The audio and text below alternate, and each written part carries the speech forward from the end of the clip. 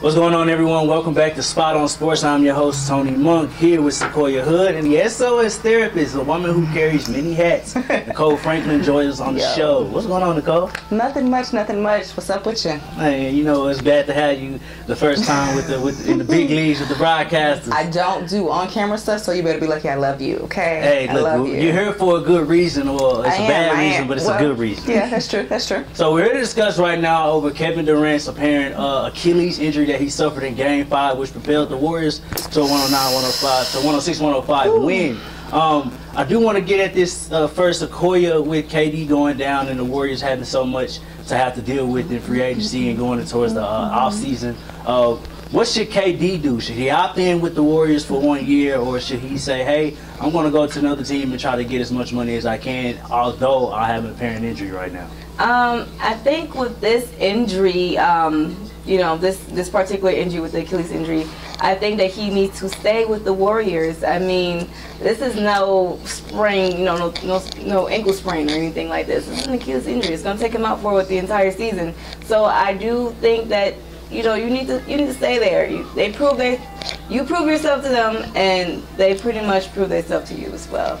You know, they want you there. I think he just, you know, he needs to stay.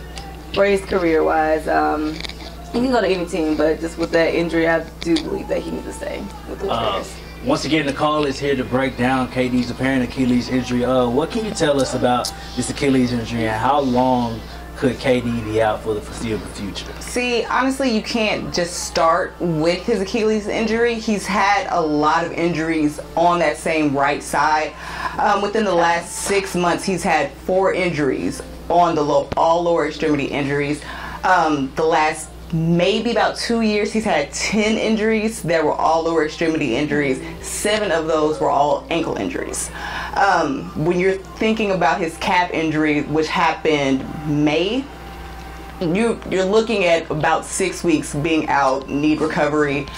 He didn't have that proper time to rest and heal that calf injury, then going into that ankle injury. He had an ankle sprain couple of months last year. Grade 1, grade 2, you're good, couple of weeks, 6 weeks. Anything other than that, you're looking at surgery, being out 6 to 12 weeks, having PT constantly. So for him to have all these injuries back to back, ankle, calf, that whole right leg is going to have to go through a whole different type of repair. For him to just come back from that Achilles tear, you're looking at 6 months to 12, well, 6 to 12 weeks of PT, non-weight bearing, before you can actually go in trying to rebuild that muscle, rebuild those tendons. He's going to have to learn how to walk all over again. He's going to have to learn how to have balance all over again. So bringing those into focus and trying to understand how he's going to play again after those types of injuries, not even just him coming back into the game and trying to feel comfortable in it. He's out for the whole year, but just mentally trying to come back, we're not sure if he's going to be the same person anymore. So I do want to ask the question of KD coming back. Now, you did say he would have to learn as far as walking again, as far as getting back into the motion. Do we expect to see Kevin Durant for the 2019-2020 basketball season? Not at all, not at all. 21. Exactly, 21. Even with him just having minor ankle sprains, with those healing, even though those ankle contusions were their soft tissue bruises, those can take days to weeks to heal, and he's rushing back.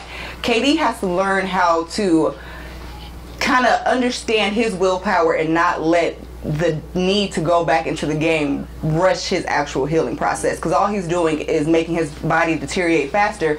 So yeah, he's really pumped to go back into the game, and they seem like really minor injuries at first, but when you're having them back to back on that same body, on that same system, and you're not allowing yourself to recover, you're doing a lot more damage than good. Regardless if another team is going to pay you, regardless if they're going to let you sit out that year, you're pretty much destroying your body without ever giving it a chance to recover. So I do want to go and speak a little bit on, and me and Sequoia did this last week, I want to say. Speaking on the doctors possibly letting KD play. We know KD has his own set of doctors, along with the Warriors doctors. Was this decision to put him back out there for Game 5 the doctor's decision, or was this an overall decision including KD?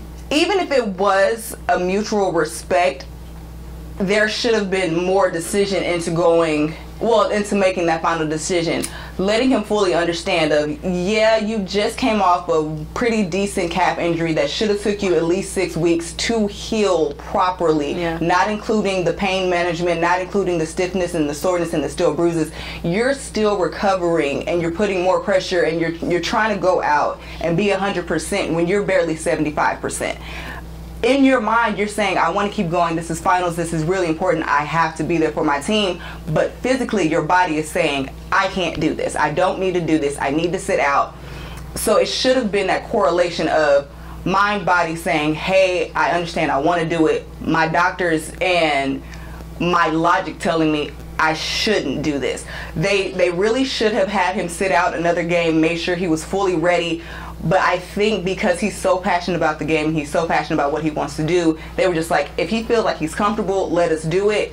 But now you have that whole secondary injury of, dang, had I just let him sit out this one game, would he be ready to start another season? And now it's too late. You can't go back and switch it. He's going to be out a whole nother year. And now you have to hope that he wants to stay with you when he's fully recovered. A bevy of injuries. Obviously, we know now the seriousness of KD's injury. Can you touch a little bit on Klay Thompson's ACL injury and when his return could possibly? That's kind of iffy. That was a lot more not necessarily willpower, but more of how hard are you willing to work. He's gonna have that period right after surgery where he's not gonna be weight bearing for about 4 to 6 weeks. He's gonna have to really give that tendon and those muscles time to regenerate and recover. He's gonna have to, again, re-strengthen that entire leg.